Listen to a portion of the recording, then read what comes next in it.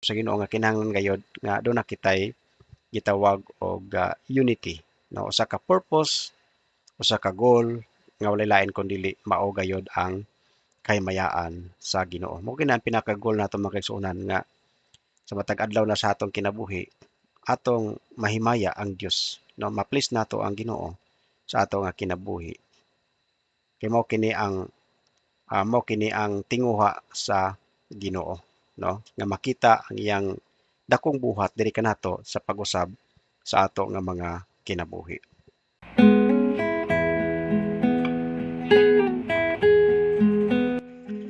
Mayo nga buntag kanato nga tanan mga kaigsuonan. Kumusta? Salamat sa Ginoo nini karon nga takna nga kita makapadayon usab sa ato nga paghiusa sa ato nga pagpadayon sa pagtuon sa pulong sa Ginoo nini nga mao nga paagi. Og salamat sa Ginoo sa iya gayud nga madagayon nga grasya nga iyang gihatag kanato sa matag adlaw, sa iya nga mga panalangin nga iya nga gibukbo sa matag adlaw sa ato.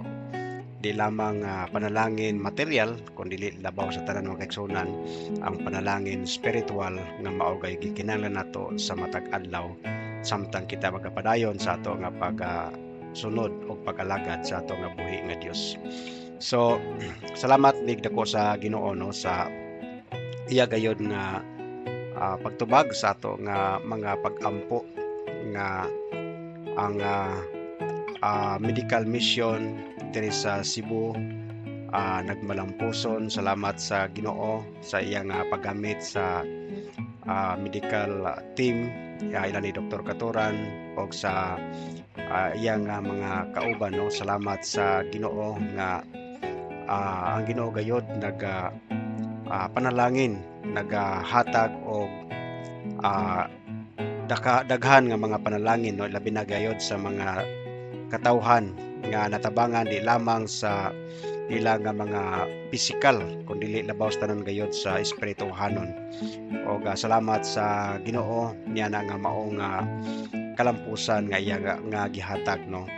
Og pasalamat pagpida ko sa Ginoo nga ang Ginoo sab padayon no kanato sa paggiya sa tanan nato nga mga buluhaton.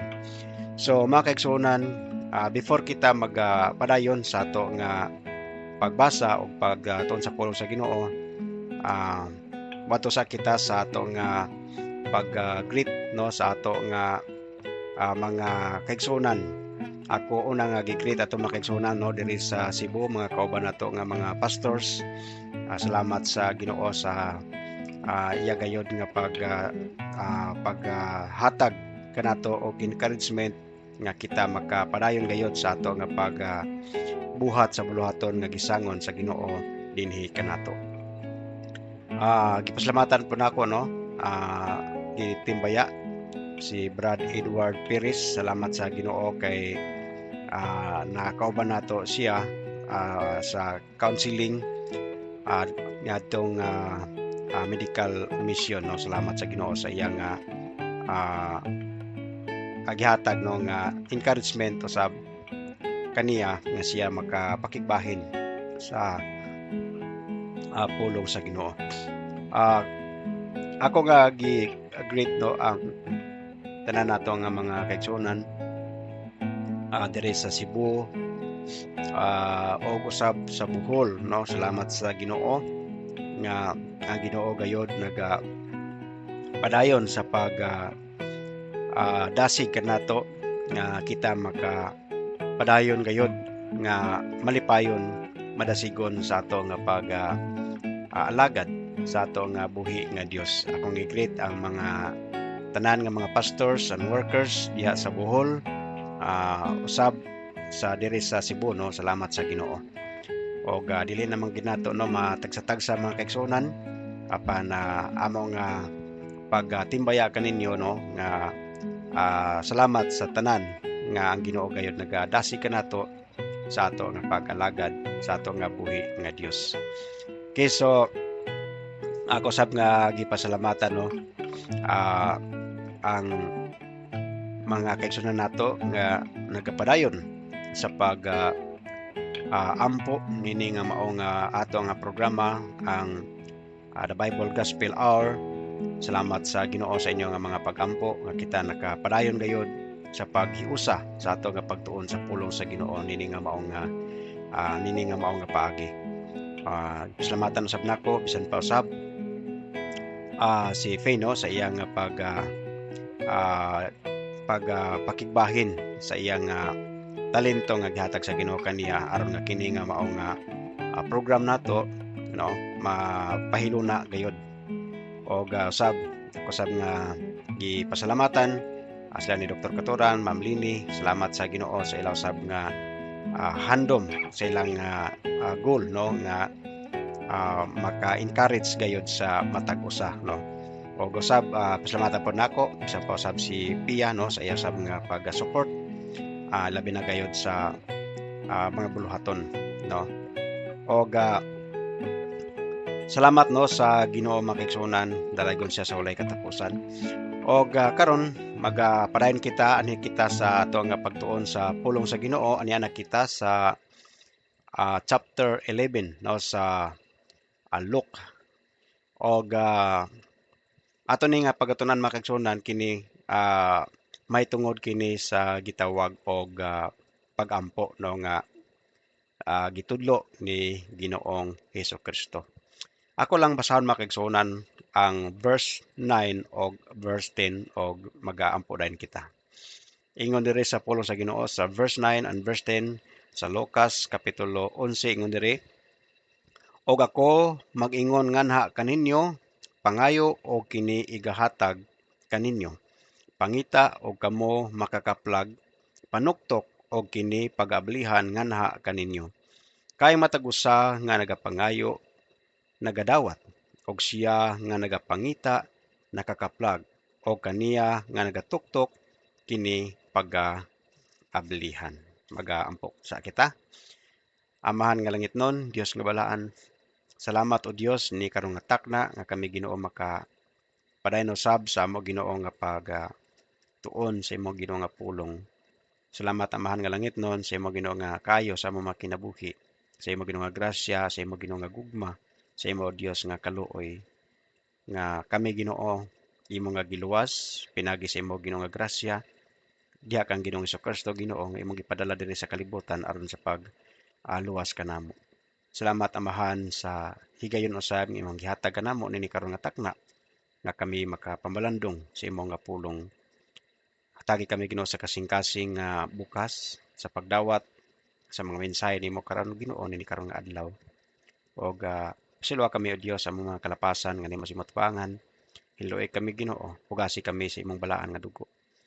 Og tagay kami o Dios sa kaalam nga amo o Dios masabtan ang imong pulong ug amo kini maaplikar sa among Ginoo nga kinabuhi. Dalaygon ka Ginoo sa walay katapusan. Kining tanan among ginatugyang napasalamatan sa ngalan ni Kristo Jesus ug sa paghiyas bilang Espiritu. Amen. So mga kaigsunan, nindot kayo nga ato ba nga makita no ang gitawag og kaimportante sa gitawag og pagampo no. Ang atong pagampo makigsunan dili kini makawang diha sa Ginoo no. Ingon diha sa James makita nato diha nga the prayer of the righteous man availeth much no. Dili gayud magkawang ang mga pagampo sa mga matarong. Og si Apostol Pablo sa mga kaigsunan nagadasig no nga kinahanglan magpadayon kita sa pagampo og dili kita magahunong, pray without ceasing. Okay? Ang pagampo makigsunan mao kini ang ato nga kusog sa ato nga pagsunod diha sa Ginoo. Kung undangon nato makigsunan ang pagampo sa panahon nga kita maluyahan, panahon nga moabot kanato ang mga trials sa ato nga kinabuhi, no? Tungod kay luya kita, tungod kay wala na kita magmay ng puon makigsunan, dali kita maluyahan, dali kita musibog, no, muhunong sa atong pagpangalagad sa Ginoo. Ang pagampo sa makigsunan mao kini ang ato nga proteksyon sa ato nga pag-alagad sa Ginoo dahil kay temptation diri sa kalibutan makigsunan. Ingon na gining Hesus ngadto sa iyang mga tinun-an no, pray watch and pray aron dili kamo mahidalin-as sa panulay, no? So muna makisunan nga salamat sa Ginoo nga ang Ginoo nagatudlo kanato sa gitawag og pag-ampo. So diri makaigsunan makita nato dinhi sa verse 1, no, ingon diri sa pulong sa Ginoo, o kini nahitabo nga samtang siya nagaampo sa usa ka dapit sa diha nga siya mihunong, usa sa iyang mga tinun-an miingon ngadto kaniya, Ginoo, tudloi kami sa pag-ampo sama ni Juan usab nga mitudlo sa iyang mga tinun-an. Okay, so makita to diri ba ang gitawag og desire sa gitawag og usa sa mga disipulo ni Jesus Christ nga sila makabalo og pag-ampo, no? Susama nga si Juan nagatudlo usab sa iya nga mga disciples kanay mga disciples pod si Juan, no, nga iya usab nga gitudloan sa gitawag og pag-ampo. So diri mingon si Ginoong Kristo nga sa mag-aampo kamo, no, mao kini ang inyong isulti, no, inyong ipamulong. So dire ingon dinhi ni Ginoong Hesus, among amahan nga naa sa langit, pagbalaanon ang imong ngalan, ang imong gingharian moabot, ang imong kabubuton matuman sama diha sa langit maingon sa yuta. Ihatag kanamo sa adlaw-adlaw ang among ah, inadlaw-adlaw nga tinapay, og pasayloa kami sa among mga sala kay kami usab nagpasaylo sa matag usa nga utangan kanamo, og ayaw kami dad-a ngadto sa tentasyon apan luwasa kami gikan sa daotan. So kini makisunan usa lamang kini ka gitawag og pattern, no? Usa lamang kini ka gitawag og kining gitawag ba og paning-ingnan, no, sa gitawag og pag-ampo. Kay naay bahin pod sa pulong sa Ginoo nga nagpasidaan si Ginoong Hesus nga kinahanglan dili kita magagamit sa gitawag og mga walay kapuslanan nga pagbalik-balik sa pagsulti, no. Kining gitawag og vain repetitions, no. Kay kining gitawag mo magsaunan og repetition, memorize, no. Ang iya nga gitawag og tendensya ana nga mahimo nga dili na siya kinasing-kasing, di ba? Kay ang uban gatuo, no, ingon ni Ginoong Hesus nga kay sila nagatuo nga sa ilang daghang pagsulti sila pagadunggon sa amahan, no. So dili mag-matter makigsuonan kung taas ka moampo o mubo ka moampo, lamang nga makita ato makigsuonan nga ang imong pag-ampo o atong pag-ampo kinahanglan gayud nga sincero o gikan sa ato nga kasing-kasing, no.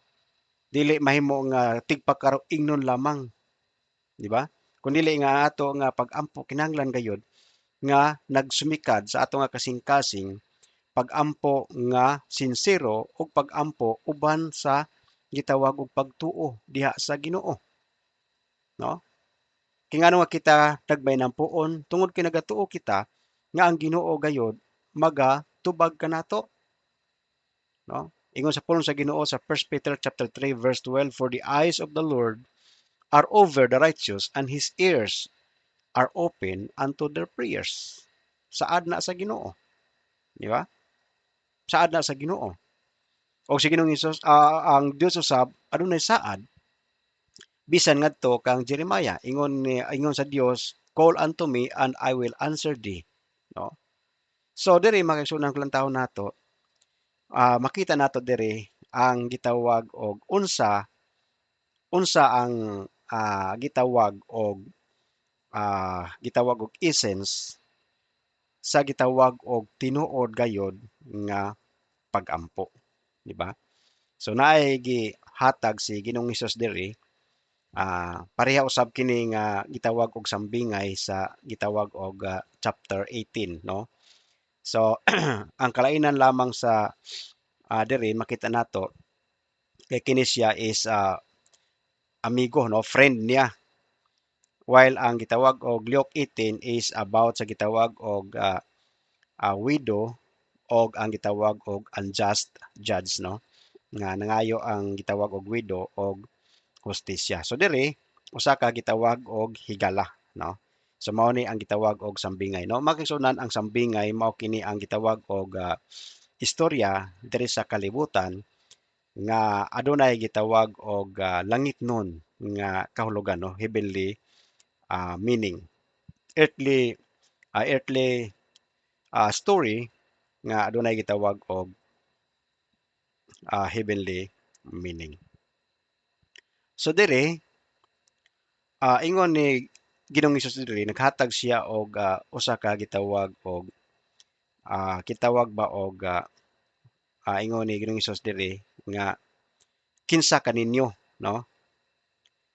Diri sa verse 5 ingon niya dinhi og siya miingon ngadto kanila kinsa kaninyo ang adunay usa ka higala og moadto kaniya sa tungang gabii og mag-ingon ngadto kaniya higala paulama ako og tulo ka buok tinapay kay ang usa ka higala nako sa iyang panaw miari kanako og ako walay ikadalit sa atubangan niya. So ang settings nini makaigsunan nga dunay usa ka higala nga niabot ngadto sa iya usab nga usa ka higala during sa gitawag og midnight, no? So tulog na ang mga tao, nipahulay na ang gitawag og mga tao, so niabot ang iyang gitawag og higala, no? So ningon ang iyang higala nga giadtuan diri sa verse 7 og siya gikan sulod motubag og moingon ayaw ako sa muka ang portahan karon nasira na og ang akong mga anak uban kanako sa higdaanan ako dili makabangon og mohatag kanimo. So nag-ingon ang higala diri nga dili na pwede kay ako nang nasiradaan ang puwertahan og ang akong mga anak kauban na nako og tulog basin disturbo, no? So okay lang unta magsunan og pareha sa ato ba ang gitawag og mga puwertahan karon nga ang gitawag og lock, mga easy lock lang, di ba? Doorknob, no? So imo lang lisuon, pwede na nimo mabrihan o nay mga gitawag og mga lock, kining gitawag og smart lock dali na kastanan, no? Pero diri makita 'to makisunan sa unang panahon lisod kaayo, no, ang gitawag og ilang gitawag og lock sa pertahan. Pag sarado silang pertahan dagko kayo nga mga slab sa kahoy ang ilang ibutang, no? Muna ang ilang gitawag og lock kaniadto. So lisod kaayo. Usa pa nga hinungdan nga dili siya mobangon ug dili na niya maablihan ang iya nga gitawag og higala tungod kay ang iyang mga anak nakauban na niya og tulog, di ba? Basin mas disturbo makamata ang mga bata nga kauban niya. Verse 8, ako mag-ingon nga na kaninyo. So ingon ni Ginoong Hesus, ako mag-ingon nga na kaninyo, bisan siya dili mobangon og mohatag kaniya tungod kay siya iyang higala, apan tungod sa iyang sa iyang mapadayunon nga paghangyo siya mobangon og mohatag kaniya sa ingon kadaghan sa iyang gikinahanglan. So dili makita ato makigsunan di ba nga ingon ni Ginoong Hesus nga ang gitawag og higala, no? Dili siya ingon dinhi nga ayang higala dili mobangon og moabli kaniya tungod kay higala sila, di ba? Kun dili unsa ingon ni Ginoong Kristo diri kini ba nga gitawag ba og importunity, mapadayunon, di ba? So gigna na siguro siya sa iyang higala nga di na lagi pwede kay nalak na akong pertahan og sarado na nako ang akong pultahan og kauban na nako ang mga bata sa pagtulog. Pero sa gihapon nagpadayon ang iyang higala sa paghangyo ngadto sa iyang higala, di ba? So unsay nahitabo? Siya mubangon na lang. Verse 9 ingon dinhi, ug ako mag-ingon nga na kaninyo pangayo og kini igahatag kaninyo pangita og kamo makakaplag panuktok o kini pagablihan ngana kaninyo kay matag usa nga nagapangayo, nagadawat o siya nga nagapangita makakaplag o kaniya nga nagatuktok kini pagaablihan. Now, mga kaigsuonan, ingon ni Ginoong Hesus diri nga kon kita nga gitawag og mga taong daotan kabalo mo hatag sa mga maayong butang, di ba? Unsa pa kaha ang Dios? Unsa pa kaha ang Ginoo, mga kaigsuonan? Ang Ginoo, mga kaigsuonan, motubag gayud sa ato nga mga pag-ampo. Lamang ang tubag sa Ginoo sa atong mga pag-ampo dili sa gitawag og in accordance kanato, no, kining gitawag ba og kay ang gitawag og Ginoo aduna na siya gitawag gayud og mga panahon sa pagtubag, no? Sa iya nga gitawag og saad, pagtuman sa mga saad, pagtubag sa atong mga pag-ampo, adunay panahon ang Ginoo niana, di ba? Sa miagi nga gitawag maigsunan og medical mission, no? Nahitabo ang medical mission is 20 and 21 sa ah, mga siguro mga pipila ka mga adlaw ang niagi, no? Dunay gitawag og habagat, sigig hangin, daghan mga na-cancel nga gitawag og mga biyahe tungod sa gitawag og gale warning, di ba? So sa ato murag makaingon ta kita sa tawhanon, makaingon ta murag di naman siguro madayon ang medical mission kay dato ng panahon. So basin ma-postpone, no?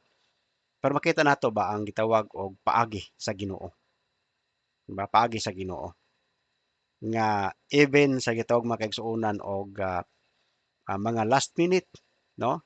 Kung mao gini gitakda sa Ginoo nga time aron nga matubag ang atong mga pag-ampo, tubagon kay kana sa Ginoo og wala gayoy makababag ni ana, di ba? So dili makigsoonan ingon sa pulong sa Ginoo dinhi nga kung kita mangayo o kung kita magapanuktok o kita magapangita makigsoonan, makadawat gayud kita, no? Makadawat gayud kita sa tubag sa Ginoo. Lamang makigsoonan ang atong gikinahanglan nga kinahanglan sa ampo kita, magapangayo kita sa Ginoo. Kinahanglan nga atong pag-ampo sincero mapadayunon. So sama diri makigsoonan kulantaw nato kining word diri nga importunity, no? Kining gitawag og higala niya, wala niya tagai ang iyang higala tungod kay higala sila, kundili nga tungod kay nagpadayon siya sa gitawag og paghangyo sa iyang higala. Unsa pa ka ang Dios nga atong higala, no?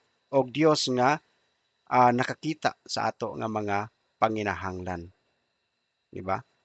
So ang gitawag mo og hagit kanato, ang kinahanglan gayud kita magpadayonon, di ba, sa pag-ampo. Ingon ni Paul nga pray without ceasing. Pag-ampo kamo sa walay hunong. So dili gid nato undangon makisunan ang pag-ampo. Kay pag-ampo dako kini kahimuan, no?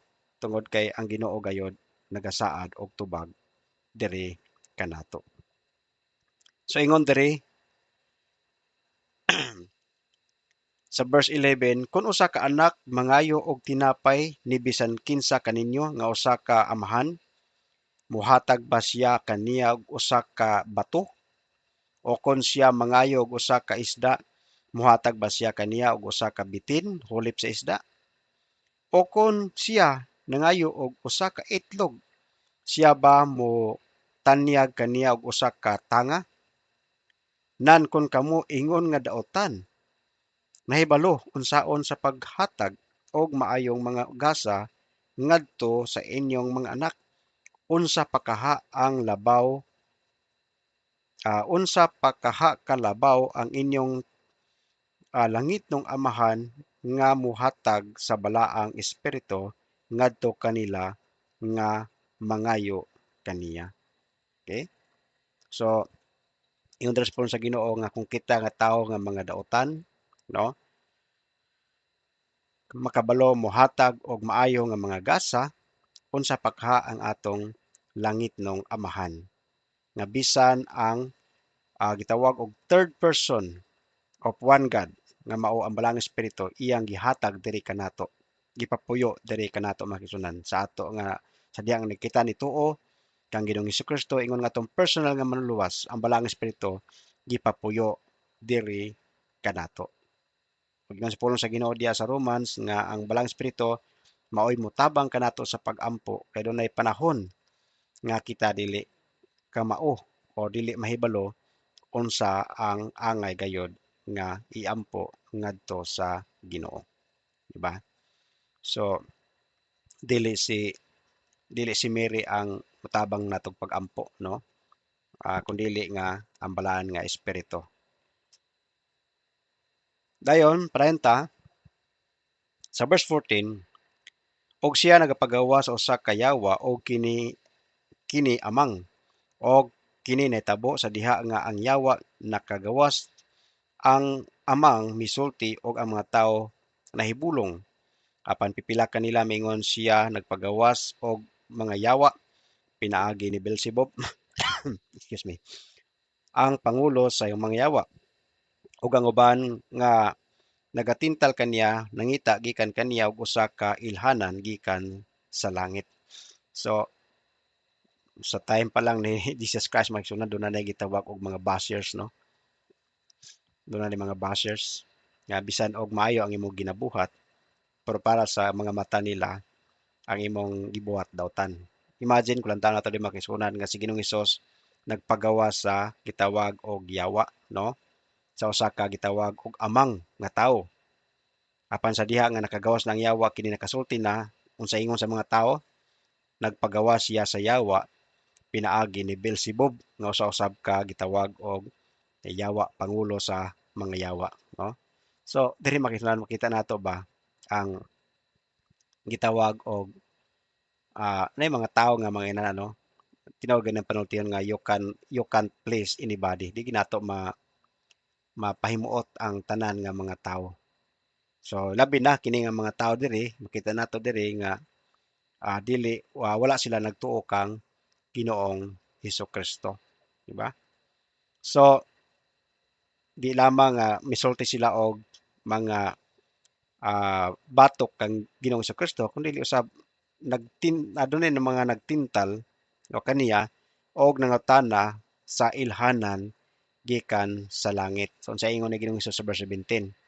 Apan siya nga nasayod sa ilang mga panghuna-una miingon ngadto kanila, ang mga taggingharian nga nabahin batok sa iyang kaugalingon gidala ngadto sa pagkabungkag ug ang usa ka balay nga nabahin batok sa usa ka balay mapukan. Kung si Satanas usab mabahin batok sa iyang kaugalingon, unsaon man sa iyang gingharian pagbarog.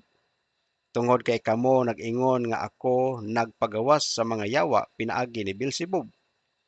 Og kon ako pinaagi ni Beelzebub nagpagawas og mga yawa, pinaagi kang kinsa ang inyong mga anak nagpagawas kanila. Busa sila mahimo nga inyong mga maghuhukom. Apan kon ako pinaagi sa tudlo sa Dios nagpagawas og mga yawa sa walay duha ang gingharian sa Dios miabot kaninyo, di ba? So kung lantaw na to makigsunan ba ang gitawag og logic, no? Sa gitawag og mga tawo nga si Ginoong Hesus nagpagawas sa yawa pinaagi ni Beelzebub nga pangulo sa yawa. So ingon ni Ginoong Hesus kung mao kana, no? Si Satanas dili motugot nga ang iyang gitawag og gingharian mabungkag, di ba? Di motugot. Muna ingon ni Ginoong Hesus diri, no? Nga ang gitawag og usa ka balay kung kining gitawag og ah, mabahin-bahin o nabahin batok sa usa ka balay mapukan gayod, di ba? Mapukan gayod. Muna makisunan nga sa ato gatudlo usab ang pulong sa Ginoo nga kinahanglan gayod nga aduna kitay gitawag og unity, no? Usa ka purpose, usa ka goal nga walay lain kun dili mao gayod ang kahimayaan sa Ginoo. Mo kini ang pinaka-goal nato mga kaigsuonan nga sa matag adlaw na sa atong kinabuhi atong mahimaya ang Dios, no, ma-please nato ang Ginoo sa ato nga kinabuhi.